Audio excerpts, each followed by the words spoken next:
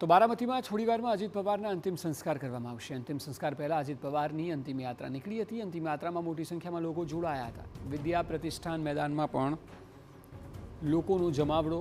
અંતિમ સંસ્કારમાં મહારાષ્ટ્ર સરકારનું આખું મંત્રીમંડળ આપશે હાજરી। ગૃહપ્રધાન અમિત શાહ પણ અંતિમ સંસ્કારમાં હાજર રહેવાના છે। ગઈકાલે પ્લેન ક્રેશમાં ડેપ્યુટી સીએમ પવાર સહિત 5 લોકોના મોત નીપજ્યા હતા।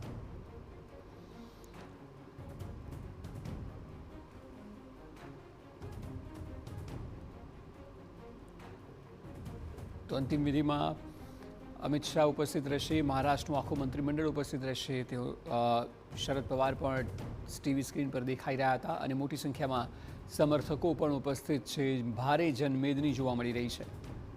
વિદ્યા પ્રતિષ્ઠાનમાં અંતિમ સંસ્કાર કરવામાં આવશે। ગઈકાલે પ્લેન ક્રેશમાં તેઓ સહિત 5 લોકોના મોત થયા હતા। ત્યારબાદ આજે અંતિમ સંસ્કાર કરવામાં આવશે। સમગ્ર મહારાષ્ટ્રમાં શોકની લહેર છે।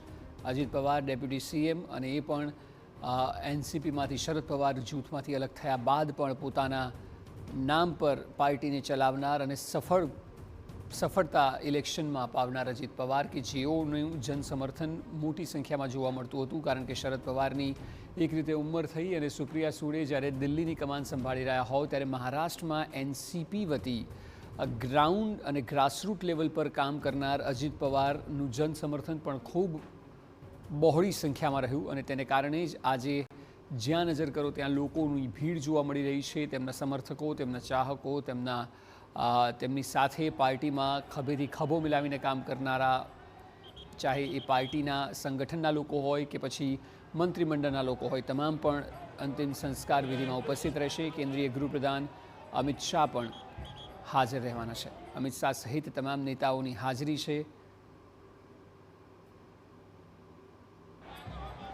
અને થોડી વારમાં તેઓની અંતિમ સંસ્કાર વિધિ કરવામાં આવશે।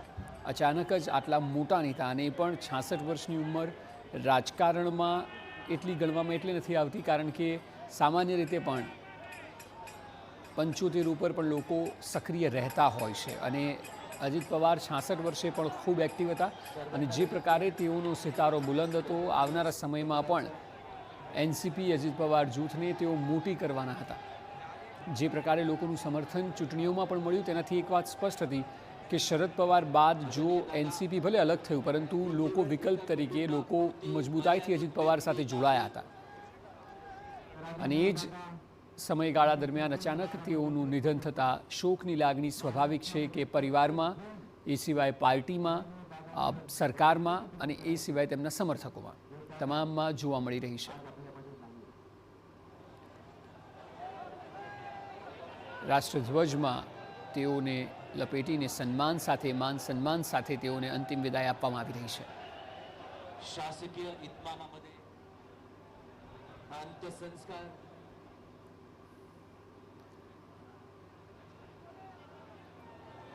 શરદ પવારથી અલગ થઈને પણ તેઓએ પોતાની એક અલગ ઓળખને કારણે જન સમર્થન મેળવ્યું હતું અને એકલા હાથે સિંગલ હેન્ડેડલી પાર્ટીનો મોટો ચહેરો અને તેમાં લોકોનો વિશ્વાસ, જેને કારણે તેઓ અલગથી લડ્યા છતાં પણ ખૂબ સારું પ્રદર્શન કરતા સરકારમાં પણ, અને એકમાત્ર બહુ ઓછા નેતાઓ એવા હોય છે કે જે તમામ પાર્ટીઓ સાથે સરકારમાં રહેવાનો અનુભવ ધરાવતા હોય છે। એ ચાહે કોંગ્રેસ સાથેની સરકારમાં પણ તેઓએ મંત્રીપદ સંભાળ્યું, ત્યારબાદ ભાજપની સરકારમાં પણ શિવસેના સાથે રહીને પણ, એટલે ખૂબ મહારાષ્ટ્રનો મોટો ચહેરો અને બહોળો અનુભવ ધરાવતો ચહેરો અચાનક વિદાય લેવાથી લોકોમાં સ્વાભાવિક છે કે પહેલાં તો તેમના સમર્થકો આ વાતને સ્વીકારી ન શક્યા, માની ન શક્યા, કારણ કે અચાનક કોઈ નેતા શારીરિક રીતે પણ ખૂબ સ્વસ્થ અને અચાનક કોઈ નેતાનું આ પ્રકારે અકસ્માતે મોત થઈ જાય તે તેમના સમર્થકો માટે ખૂબ અઘરું હોય છે તેને માનવું, અને એ સ્થિતિ લોકપ્રિય નેતાઓમાં હંમેશા જોવા મળતી હોય છે। અમદાવાદ પ્લેન ક્રેશમાં વિજય રૂપાણીનું નિધન થયું તે પણ તેમના સમર્થકો માટે અસહ્ય હતું, પરંતુ વિજય રૂપાણીએ પૂર્વ મુખ્યપ્રધાન હતા અને પંજાબની જવાબદારી સંભાળી રહ્યા હતા. અજીત પવારના કેસમાં તેઓ એક્ટિવ પોલિટિશિયન મહારાષ્ટ્રમાં મજબૂતાઈથી જે પ્રકારે ગઈકાલે CR પાટીલે કહ્યું હતું કે મહારાષ્ટ્રમાં જો આપે ચૂંટણી લડવી હોય કે મહારાષ્ટ્રના સમીકરણોને સમજવા હોય તો અજીત પવારને કોઈ ઇગ્નોર ન જ કરી શકે. નહીં તો શક્ય જ નથી કે મહારાષ્ટ્રમાં તમે મોટી જીત મેળવી શકો કે મહારાષ્ટ્રમાં તમે સફળ થઈ શકો. એટલે શરદ પવારની સાથે રહીને તો તેઓએ સરસ કામ કર્યું જ હતું પાર્ટી માટે, પરંતુ અલગ થઈને પણ જે પોતાની આગવી ઓળખને કારણે મહારાષ્ટ્રમાં ખૂબ મહત્વની પકડ તેઓએ જમાવી હતી. આપ જુઓ તો જેમ કે બાલા સાહેબ ગયા બાદ ઉદ્ધવ ઠાકરે એ વાતને જાળવી ન શક્યા, જ્યારે કે શરદ પવારથી અલગ થયા બાદ પણ અજીત પવાર એ દબદબો જાળવી શક્યા. એટલે આપ જુઓ કમ્પેરિઝન પણ છે તો જે લેગેસી છે તેને જાળવી રાખવાની છે. એટલે અજીત પવારમાં એ વાત જોવા મળી કે તેમણે વારસો જાળવી રાખ્યો. થોડા સમય પહેલાં એવા પણ સમાચાર હતા કે શરદ પવાર સાથે પણ તેઓ મળી રહ્યા છે અને ફરીવાર પરિવાર એક થઈ શકે છે.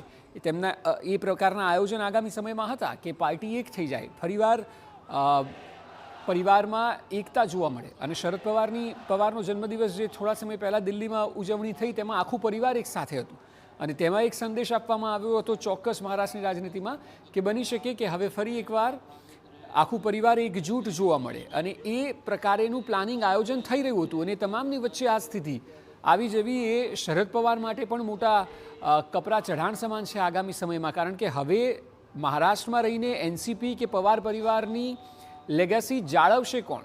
તેમનો દીકરો પાર્થ ચોક્કસ છે, પરંતુ એ વાત નથી કે જે વાત અજીત પવારમાં હતી અને જેનાથી શરદ પવારને ભલે અલગ થયા હતા, પરંતુ એક વાતની નિરાત તો ચોક્કસ હતી કે લેગેસી તો આગળ જઈ રહી છે અને મજબૂતાઈથી જઈ રહી છે. જ્યારે કે પાર્થ પવારને પોલિટિક્સમાં તેઓ 2019નું ઇલેક્શન લડ્યા પણ હતા જેમાં તેઓ હારી ગયા હતા, પરંતુ ત્યારબાદ આગળના સમયમાં વારસાને જાળવવો, પવાર પરિવારને આગળ લઈ જવો રાજકીય રીતે તે સુપ્રિયા સુળેના હાથમાં છે. પરંતુ સુપ્રિયા સુળે એ દિલ્હીની રાજનીતિમાં એક્ટિવ છે